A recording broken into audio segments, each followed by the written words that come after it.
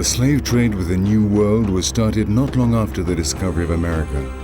For more than 3 centuries, slave ships continued with their sinister voyages, loaded with their dreadful human cargo. Millions of people were captured in Africa and sold in America. By the end of the 18th century in Haiti alone, there was a population of more than 2,900,000 African slaves.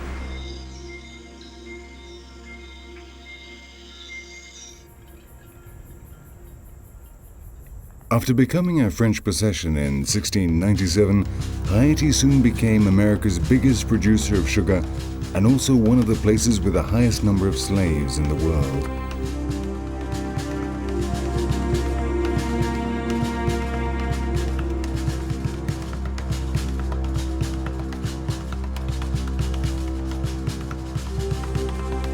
Now, some of the old sugar plantations have been converted into museums with enormous stills for distilling the rum, presses where the juice of the sugar cane was extracted, and raised tanks where the fruits of slave labor were kept.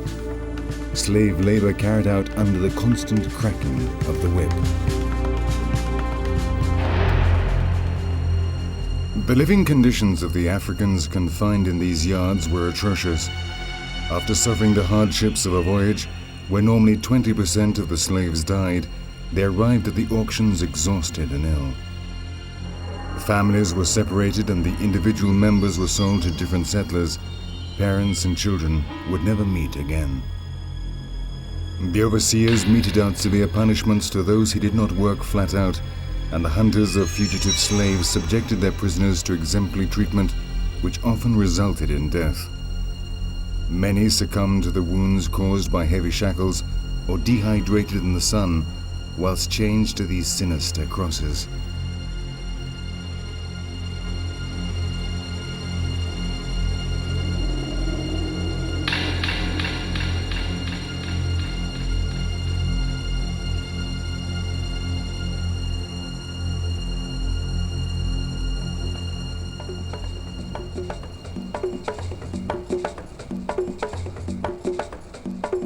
Cape Haitian was the point where the slavers would unload their ebony merchandise, as they called their foul-smelling load of dying slaves that survived the voyage. Today it is one of the most beautiful colonial cities of Haiti. Its houses speak loudly of the opulent past of the French settlers who managed the sugar plantations. By the end of the 18th century, the black population had reached about 3 million, and there were ever-increasing problems controlling them. The blacks that escaped, known as browns, hid in the mountains and organized themselves in very large rebel groups. The rumors about the French Revolution gave new strength to the rebels. Gucaimán, the leader of the browns, organized a great secret ceremony in Gucaimán. That night, on the 14th of August, 1791, a black pig was sacrificed and all those present drank its blood. The revolution of the slaves had begun. The message was very clear: cut off heads, burn houses, and destroy plantations. In a few days, more than 1,000 whites were killed. The terrified white settlers started the legend that the blacks had made a pact with the devil that night in Gucaimán. Many slaves were captured and executed. The brown Macumba was burnt alive, so becoming a legendary martyr who is still called on in voodoo ceremonies today. Toussaint Louverture became the leader of the blacks and started a rebellion that lasted for 10 years until on the 1st of January 1804, Haiti proclaimed its independence, so becoming the first black republic in the New World.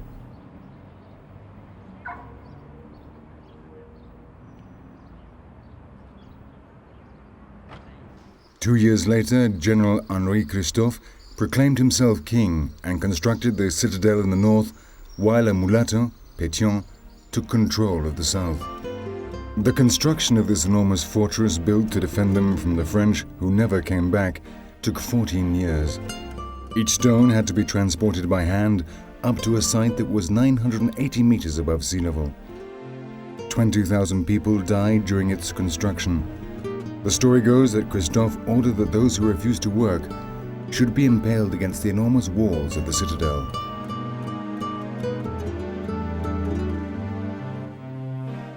It could house up to 10,000 people, and its geographical situation made it virtually impregnable.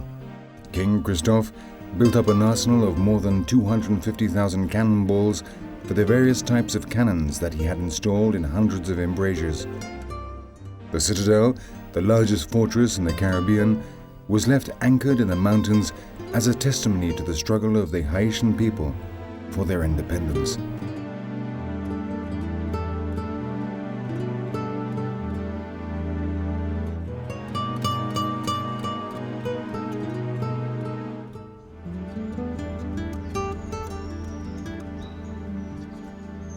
The landscape of the north contrasts with the idea that one may have of Haiti as an arid land.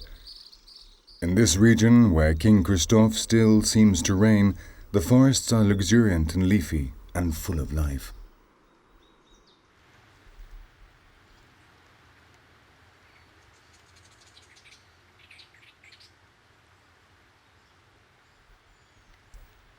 Christophe ordered the palace of Sanssouci to be built near the citadel in the style of Frederick II of Prussia. In 1820, at the foot of the palace stairs near the church, the eccentric king ended his own life by shooting himself with a golden bullet fired from his silver revolver. He had repressed his subjects to such a degree that they rose up against him and forced him to commit suicide.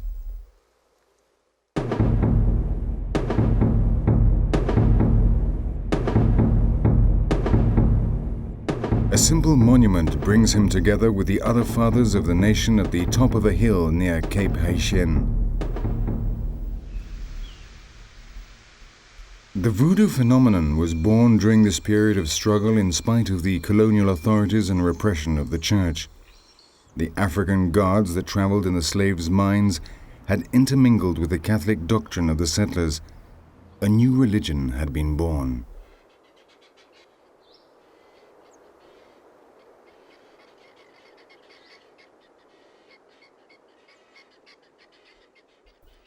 With the flags that represented the different tribes of their ancestors, the lacus, or voodoo monasteries, are spread all over the country. They are normally located in places where the slaves that had run away from the plantations hid to pray.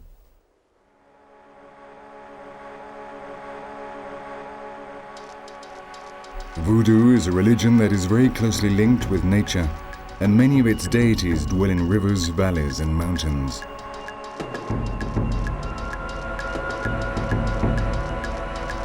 There are many natural settings which are real sanctuaries. The faithful retreat to these places to meditate and meet their luas, or family spirits, and the principal forces of the universe. These are spiritual observatories that enable them to communicate with the great beyond.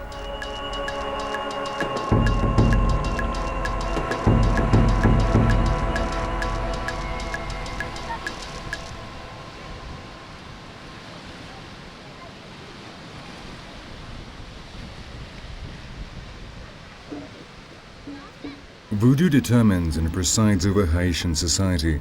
It is always present in a world where everything that happens, be it good or bad, is attributed to the direct intervention of the spirits.